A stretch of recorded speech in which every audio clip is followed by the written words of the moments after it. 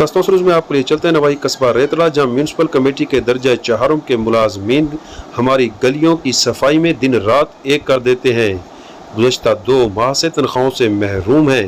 मुलाजमीन का कहना है हमारे छोटे छोटे बच्चे अब फाकों पर मजबूर हो चुके हैं। आइए आपको दिखाते हैं इस मौका पर रियाज हुसैन लिशारी की बनाई हुई ये रिपोर्ट। लिशारी दस्तों न्यूज़ मैं मौजूद हाँ रेतले वाले कमेटी वाले मुलाजमीन के ते इन्हें के पूछूं के क्या मसलन क्यों एहतजाज की दिखने जी अदू दसाया दूजा महीना सर तनख्वाह सबको नहीं मिली। डीसीओ को आखे से अपील की थी से बोला बिलाल हाँ दफ्तर गए, बिलाल सेक्रेटरी बैठे वो मिले, कोई गरीब ने हल नहीं किया।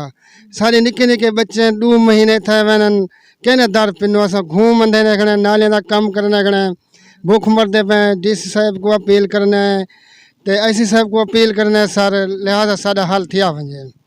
हम भी मजदूर हैं, हमको तनख्वाह मिल जाए। कोट कसरानी का रशीद भैया है, उसको भी तनख्वाह एक नहीं 2 नहीं मिले हैं।